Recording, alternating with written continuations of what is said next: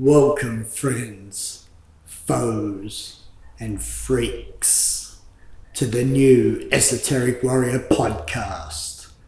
It's your boy, the legend, the master's master, the last general, the Lord General, the one and only Zhong Si.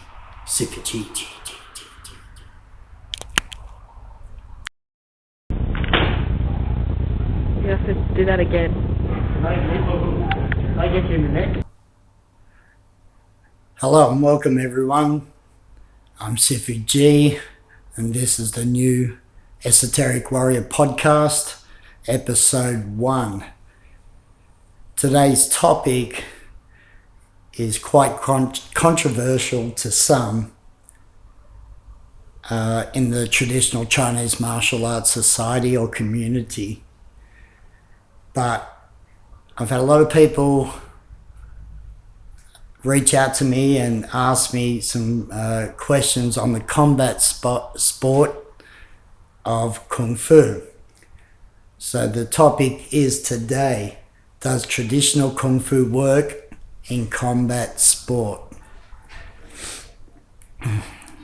Yes, I believe it can, and if it's trained in the right way and intention, method, it will work. But when we're talking Kung Fu, for someone that wants to teach the traditional Chinese martial art that they're learning, such as Yao Gumun or Bap Mei, Choli Fat, Hunga, whatever, they have to learn forms. Lots of forms, weapon forms, two-man forms, drills, conditioning drills. And then on top of that, some schools, such as mine, and what I've always learnt, we had to do pad work, but some styles just do forms. And this is where, and just drills, and people are mixing up real life at their school, right? Self-defense scenarios is not fisticuffs, right? There's certain scenarios for self-protection. Person grabs you, you can do this, that, and get an arm lock, blah, blah, blah. But when you got someone standing away from you and drunk, whatever, and he wants to fucking smash you, have you got what it takes to fucking finish the guy and get the hell out of there or protect yourself regardless? And if they've got a weapon, well, good luck with that. So a lot of people go, oh, you know, your students, when you spar, you look like Sandar fighters. And what's the problem with that? You can only use the gloves in so many ways to deliver an effective punch on your opponent. What you do in the forms of trapping and two hands moving and morsao and all this is a different, it's different when it comes to using it with gloves, especially boxing gloves. I come from a background of sport fighting, so I want you, the audience, to see and experience from where I'm coming from, rather than I'm judging, because my whole background has been in security, surveillance, and stuff like that. So self-protection is my first priority. And when I teach to make sure that the student is, from the jump off, learning how to hit the target correctly, and sparring is basically encouraged from day one, even if it's light, because light sparring You don't have to smash each other. See, people go, oh, sparring, I don't want to get my nose broken or, leg and knee reconstruction. No, when you've got a good partner, it will advance your Kung Fu tenfold. So people are worried, they think, oh, you must be hardcore to go. You don't go 100% in sparring. Same as wrestling, grappling and that, you'll be breaking people's arms and legs, right? So if you've got good partners, you can grow. And by sparring, you get to experience the fear, the distance, under pressure, nerves, what works best for you.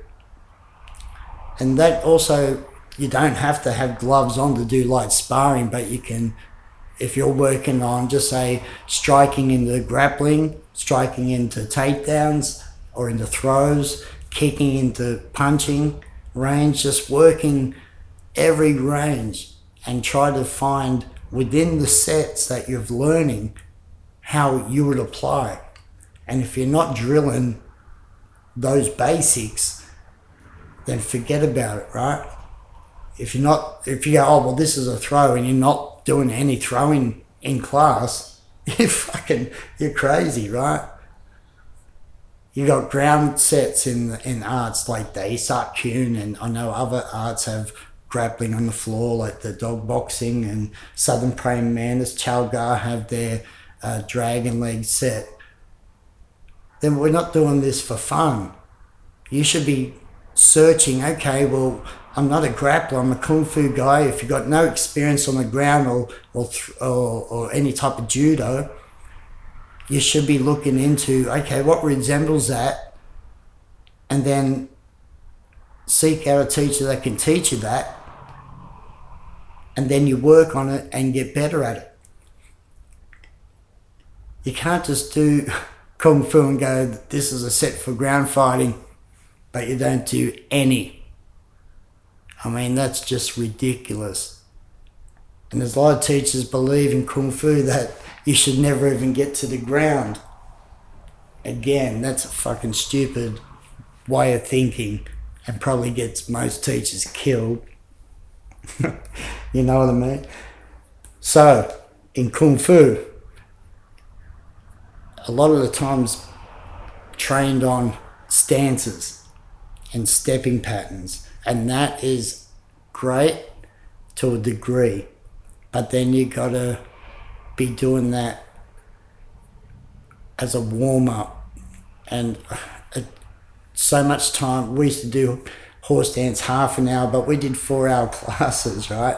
Today, like an hour a class these days, I think 2 hours max. But if you've got 20 minutes of horse dance and stretching, that's 40 fucking minutes. Where does your combat come in? Chinese wrestling, Sui Jiao, or the Shukok in Cantonese, is Chinese wrestling. That should be added to your art if you haven't got it. It's a complement to your art. It shouldn't be pushed aside. It's crazy to think how people are when it comes to traditional Kung Fu. And this is why I believe it doesn't work in a lot. I think, like I said, it's got to be controversial because I believe I've met a lot of Sifu in my time, going on 40 years of just Kung Fu. Before that, I was kickboxing, fought under Sifu John Suttle. I hope he is well.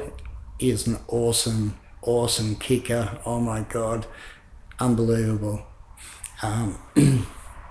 And I also fought semi-contact in Hapkido and winning gold medal at 15. So I started with the semi, then once I got the Sifu John Suttle, I ended up going, oh my God, this is full contact now. And as much as I was fast and good with my legs, I was outclassed with the boxing of the kickboxer I remember my first class of kickboxing at Sir John Subtle, and one of his students was Johnny Moore, and he was a New South Wales kickboxing champion, middleweight. I didn't know at the time, but winning gold medal Hapkido, yeah, I had a little bit of confidence. You know, I was super flexible. I did all these wrist locks and throws. That was so good. I knew it all, like, to a certain degree. No black belt in Hapkido, but I was pretty good. Then I went to Sir John Subtle, and I came in fast, flashy, and then bam, stiff jab, busted me nose over the freaking chairs. I went, sat there, nose dripping in blood, and I remember Sir John Subtle, they will match you, so just take it easy. But being nervous going from semi-contact to straight to kickboxing, I was also nervous, and that's why if any of this information you can grasp, if you're starting into sparring, respect your opponent and understand. If you're nervous, just tell the person and they'll understand, because the nervousness can bring out an animal of that fright and flight, you know. And and if you get tagged once, you just lose control. And if you haven't got the experience and you lose control, and the other person has been at the gym doing this, yeah, you're going to get hit. You're going to get dropped, right? If you come in try to take someone out of nerves. So use that experience. What I'm saying, that's a free gift. Thank me later for that, you know. So the Kung Fu has all these forms and weapons: footwork, stepping, drills, two-man, sticky hands, Tina. But there's not enough time spent on the combat, the real fisty in the street or even in the ring. I've got friends from Facebook. I posted this question that I put on my Facebook: does traditional Kung Fu work in sport combat? Some have commented and said that a certain family of jiu-jitsu hurt themselves in the street, hitting their knee or something. I don't know if that's true. I have not researched that. But if that person still won, and I mean, yeah, you may have injured your knee, but you're in a street fight, you're going to get hurt. I've been hurt at work, as you know. I'm still on leave from a neck injury. Not from the patient, but from the takedown onto the concrete. Because of security, we're not allowed to throw punches. We're not allowed to choke. We're not even allowed to do any type of joint manipulation that will cause harm. So how do you diffuse an aggressive patient, drugged, iced up, alcohol, full rage, psychotic patient attacking you without throwing a punch? Think about it. Right? So a fight is a fight. You're going to get injured. Right? A lot of people say, yes, we do all the iron palm. That conditions our bones and our skin. But when you punch in heavy bag leather and all that, if you're doing rounds like kickboxing, like I did, or boxing, over time you're going to take the skin off your knuckles. You won't be able to train the next day. So wraps are a must for protection of your skin, not just your wrist. If you can't punch a bag right without wraps, don't put wraps on. That's why what I teach in the shattering palm and all this is teaching you how to strike right. And then if you put wraps on and you want to go into a sport type of combat, I encourage all my students. I've got videos of my students in the ring fighting. So I've fought, a lot of Sifus haven't fought, but how do they know if they can truly do what they do? Yep, it's a sport, but Sanda is Kung Fu basics. I don't know what the problem is. Yet we can't do all these trap, strike to the neck, grab with the tiger claw, sock sow. You know, half of this stuff is not going to work when it's got striking. Self-defense scenarios and close range where you do like an arm drag, that's like sock sow. And then you jerk and move in, take down, or shoulder bash, whatever. But you got to be able to apply what your system's about. And if you're all about the forms and you haven't even done sparring, let alone fought someone outside of your gym, if it's sport or on the street, if you've never been in a fight, how can you really know if you're going to be able to do this under pressure? So Kung Fu, it's a catch-22. At my age now, 54, once my neck's healed, forms also are so important for your health as you get older, and the longevity, not to mention the memory, right? You don't want dementia. So forms have got all these movements that you remember. So that's part of the mind force training of remembering sequences. So that's why a lot of real Kung Fu Sifu live to a good age and still mentally are there. Not like some people where I work at the hospital, I see it all the time. You know, dementia is quite large, and to be honest, I don't see many Asian dementia patients, to be honest, now that I think of it. So where do we go from this? What is your purpose of training? How old are you? You got to understand that Kung Fu is a martial art first, and through the hard training of the martial science, the conditioning, strength exercises, that's more important than the form. Right? Strengthen the body, the tendons, and that will get your jing, your health, the essence to raise, and the forms will help you move and all your joints and stretch the body in certain ways that you can't do with the strength training. You see what I'm saying? Right? But if you're a full-time teacher, I know a lot of Kung Fu Sifu out there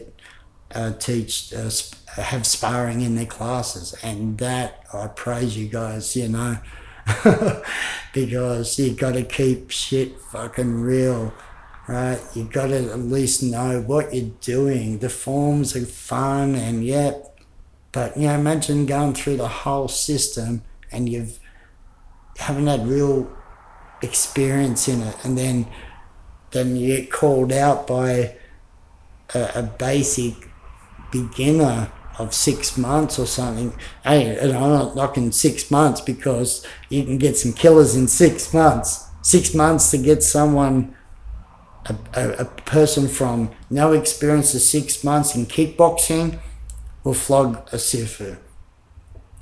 Today's Sifus that you see online doing stupid shit. So I come from the combat side.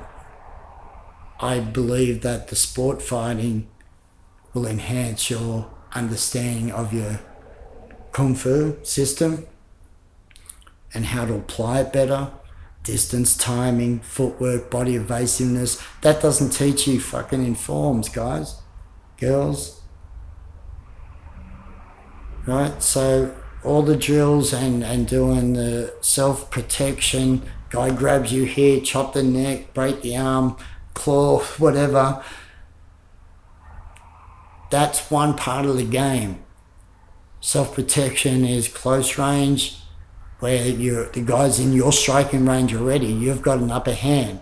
But when the guy's out of range and he's got a knife or he's fucking shaping up and then you go, oh shit, this guy's fucking on his feet real good. And you're standing there in a silly kung fu pose and going, well, kung fu, if you believe that kung fu is about not attacking first, oh man, you're gonna die, right? So if the guy's in striking range, you strike first. And hard and fast and continuously, right?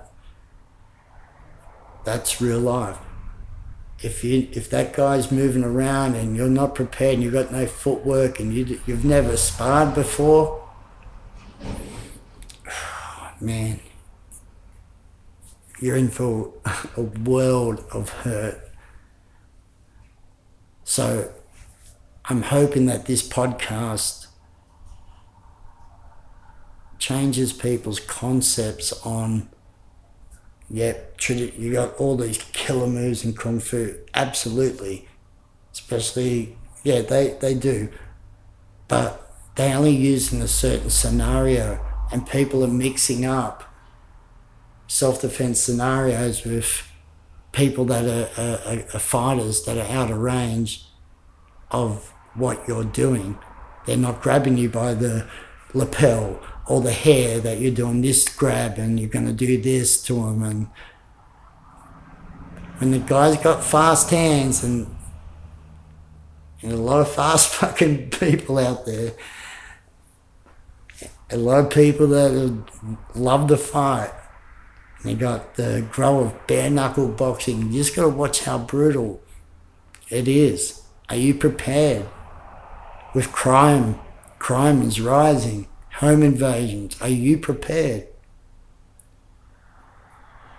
Think about it. You got to be serious about why you're doing the Kung Fu. But anyway, I hope that this is gave you some type of inspiration to hit the bag, knee the bag, elbows, do that hard work, because that bag work is working your cardio. Build. You have to do that again. Can I get you in the neck?